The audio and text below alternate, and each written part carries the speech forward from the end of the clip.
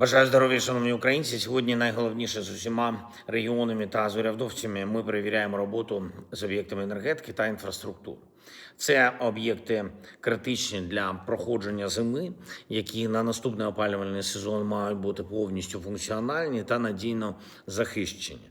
Ми пройшли цю зиму, було дуже непросто. Дякую всім, хто справді працював, щоб допомогти нашим людям подолати наслідки російських ударів. Ніхто зараз не скаже, якою буде ситуація наступної зими. Ми надіємось, що дипломатія спрацює, але повинні бути готовими до будь-яких варіантів розвитку подій. Тому для кожного нашого регіону визначені об'єкти, які потребують особливого захисту, та об'єкти, які потребують першочергової відбудови після ударів цієї зими.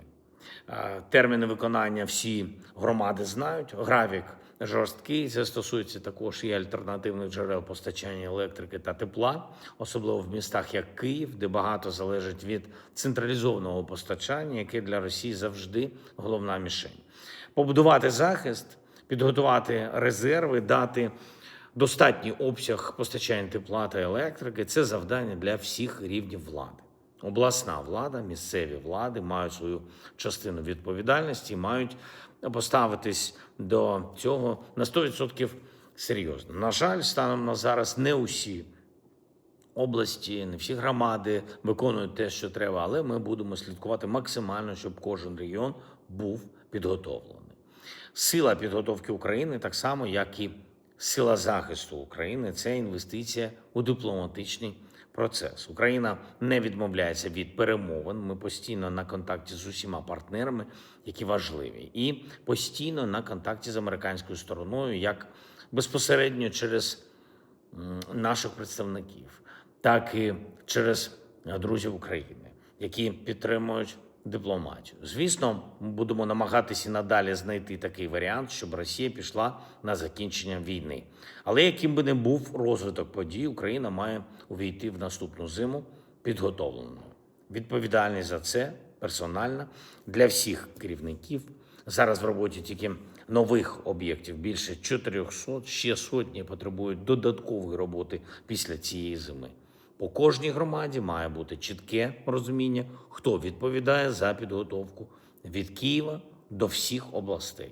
Сьогодні ж дуже детально ми говорили з начальником Генерального штабу, говорили з командувачем повітряних сил, з міністром оборони по протидії шахедам та іншим ударним дронам. Особливо в тих регіонах, де загроза дуже близько. Чернігівщина, Харківщина, Донеччина, Запоріжжя, Херсон, Миколаївщина, Одеська область, міста, громади нашої Дніпровщини. Обсяг виробництва перехоплювачів в країні має бути достатнім для тих запитів, які у нас є. Ми проговорили сьогодні напрямки та міста, на які треба збільшити постачання. Працюємо також, щоб Україна нарощувала протидію реактивним шахедам. Я хочу подякувати усім компаніям-виробникам, які пропонують необхідні рішення. Говорили сьогодні також з дипломатами по активності на цей квітень. На перші тижні травня ми визначили формат роботи з Євросоюзом для розблокування пакету підтримки для України і продовження цілком справедливих обмежень Росії через війну.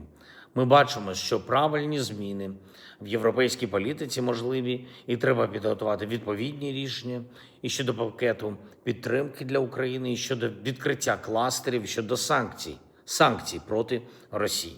Відсутність нових санкційних кроків деморалізує захисників об'єднаної Європи і налаштовує Росію продовжувати цю війну та загалом свою агресивність. Не можна давати сигналів слабкості від Європи. З українського боку, як ми і говорили, так і будемо працювати цілком конструктивно з кожним партнером та з ЄС в цілому. Розраховуємо на такий же підхід партнерів, потрібні рішення. Надав нашим дипломатам відповідні інструкції. Ще одне. Сьогодні Генеральний прокурор України Руслан Кравченко повідомив, що зібрано достатньо доказів та вже повідомлено про підозру тим двом патрульним поліцейським, які не захистили людей під час нападу в суботу в Києві. Екіпаж патрульних прибув на виклик про стрілянину та побачив, що відбувається, бачив поранених, бачив дитину та інших звичайних людей на місці події. Патрульні повинні були зробити все, щоб зупинити вбивцю, але втекли. Повинна бути відповідальність. Розраховую, що наступні процесуальні кроки щодо них не будуть затягуватися. І мають бути переглянуті в поліції всі протоколи реагування, правила підготовки, правила застосування зброї для захисту людей, щоб подібного більше не було. Має бути безпека для всіх. Слава Україні!